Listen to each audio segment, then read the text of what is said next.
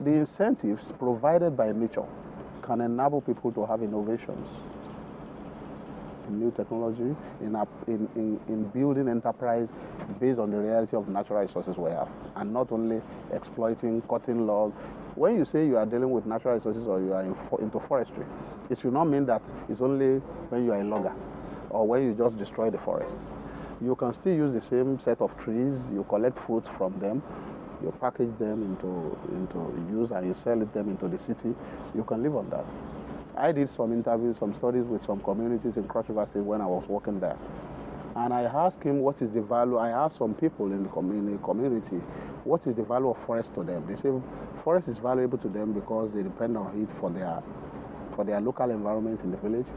And that's where they get their vegetable afang, and they get bush mango there. And I asked, which one is important? Is it the logs or those vegetables? And they say the vegetables and the fruits are more important 6 times than the logs. And I asked why. They say the logs doesn't belong to them because they don't get the money. It is the man in the city who get the money to buy the machine, to buy the chainsaw, that benefit from the logs. And when the logs are cut, the trees that are providing the fruits are degraded, they have degraded the environment. So those fruits, there's reduction in productivity. So what I'm trying to say is that our government should focus on, our government and even companies should look at some of those simple things that make people to earn their living and enjoy their living rather than, everybody like good roads, you can see, but you don't need big, massive roads to go to rural areas, but create opportunity for them to link the market with ease and let people have the view that they can still live in other parts of Nigeria without Lagos or Kano or Port Harcourt and still earn their living. But you need to build and encourage enterprise that enables young people to tap into that opportunity. It's happening in other countries and it can happen in our country too.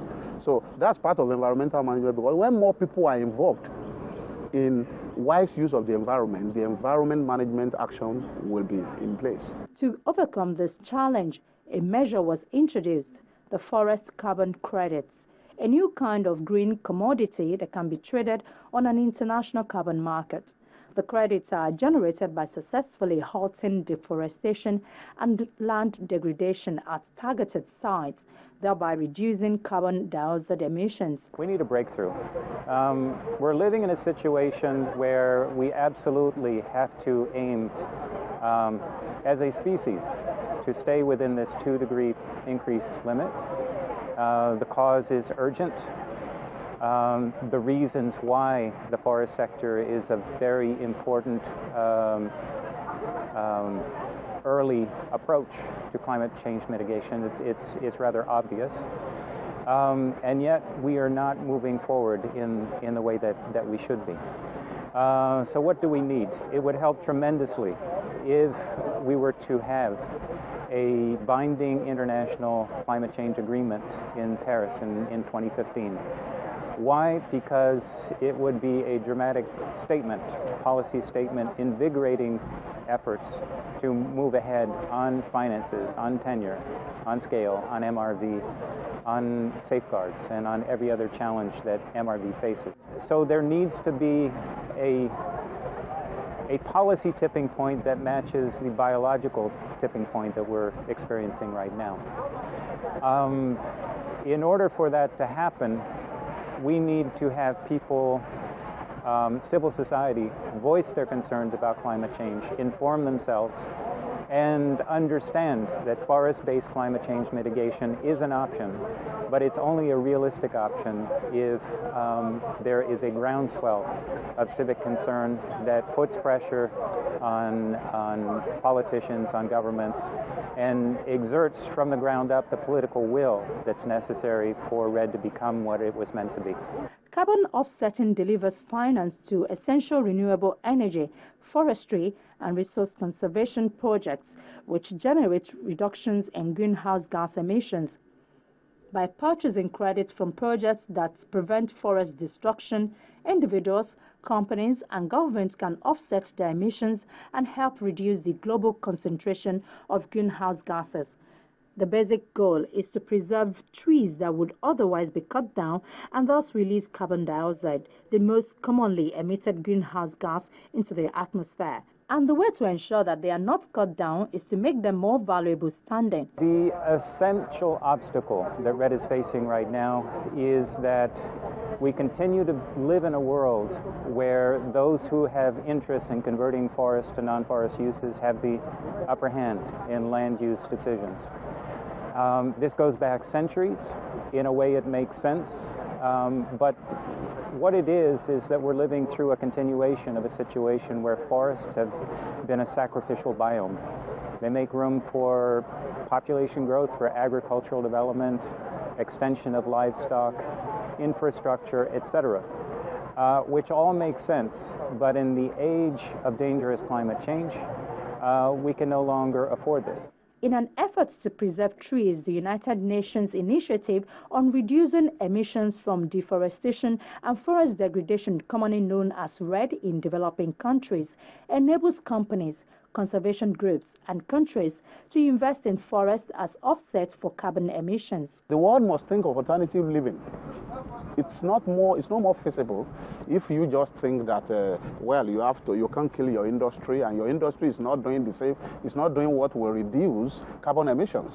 They're just looking for a way of maybe using a window of opportunity in one part of the world. You must be responsible for your own emissions first. You must know that you are contributing, to global earth warming, and you must determine or define how you are reducing the level of your emission. Then you can assist others to increase the opportunities for reducing emissions. That can be additional. But first of all, the real demonstration is that, okay, in my country here, we know we are on so and so levels of emission, but we are bringing it down to by 10%, 20%. That is responsibility.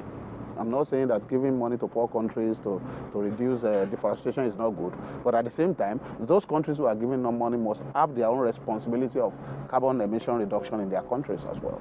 REDD is a lot about changing policies and incentives at the policy level, whether national or international, but ultimately what REDD aims to do is on the ground, in the villages, across the landscape, in the forests.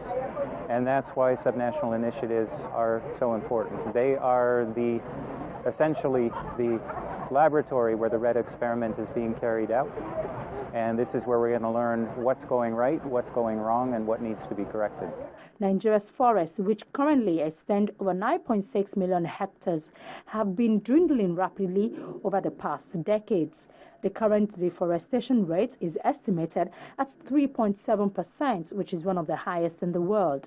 In 2009, the federal government, reinforced by pioneering efforts from Cross River State, started to engage in REDD+. The country became a partner country of the UN REDD program in February 2010. The Nigeria REDD+ Readiness Program envisions a two-track approach to achieve REDD+ readiness in Nigeria, based on the development of institutional and technical capacities at federal level and carrying out intense institutional strategy building and demonstration activities in Cross River State. The budget for Nigeria on the program from 2012 to 2014 was $4 million, and the partner agency was the Ministry of Environment. As a country, we have our own peculiarities. We have our own underlying issues which we need to address in terms of environmental management. In terms of our view about the environment, we are becoming more interested and we are becoming more involved because we know that the reality is very, very serious. It's getting serious now. Environmental information management is getting much more, higher in the discussion. But whether action is taking place, I think we are still not really taking, action as we should. And it's because of a number of factors. We have the highest population in Africa. Our land area is not more than the land area of Tanzania, or maybe a little bit more around that. And the population, so comparatively, we have a condition whereby our impact will be felt more on the environment based on the human population. So that's one of the things. We have problems of past ineffective environmental management that has led us into having poverty in rural areas, higher deforestation rates among the countries in the world. We are a forest-rich country. By now, we're supposed to have, got a very good sustainable forest management system, which puts our forests in good, status of management. But now, we have lost much of our forest. So what I will say is that because we have to invest a lot in rebuilding the environment, what we need to invest more is, direct environmental action. That is the time we can be seen as, helping ourselves to prove that we are performing better. So in a way, we have reasons why our performance has been low, but we have been weaker in terms of environmental action. And also, we all realize ministries, our policies are being reviewed with time, but are we taking pragmatic action? That's the answer. Do we really know about the Nigerian environmental issues? Are Nigerians' own designed solutions should be the ones that we address them. We have the forest reserves that are almost all degraded or degazetted or converted. What are we doing about it?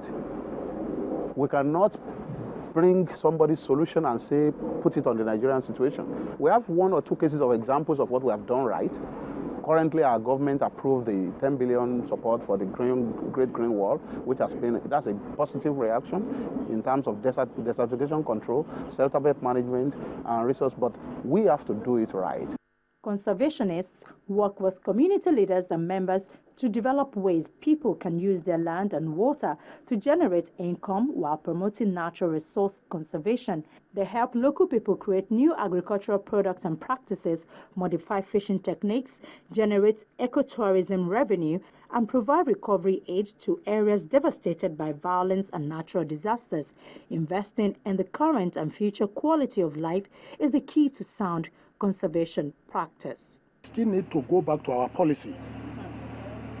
Our policy needs to be strengthened in such a way that all the various stakeholders, particularly the ministries, are to be brought together under one common umbrella. Not that one ministry is trying to outdo the other. There has to be cross-sectoral linkage among all the ministries that have direct relationship with the environment. Until this is done, we may not actually get it right. Also of paramount is the issue of the need to actually educate our policymakers at the federal level, the Federal Executive Council, the Cabinet, down to the state and local council levels.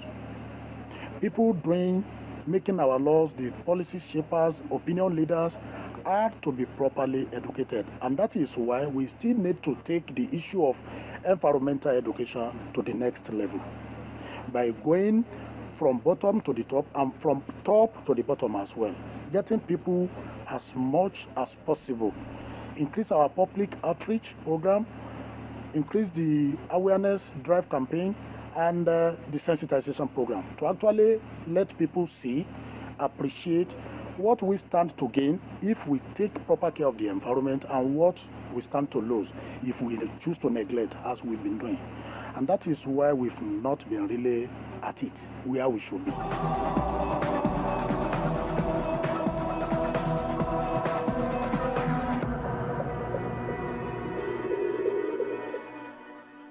Well, that's our program today. We do appreciate your feedbacks. Do keep them coming. Our inbox at file@channelstv.com is always available. Do make it a day with us next week when we'll open S-File with another issue on the environment. From me, Ayola Kasim, and the rest of the team, it's bye for now.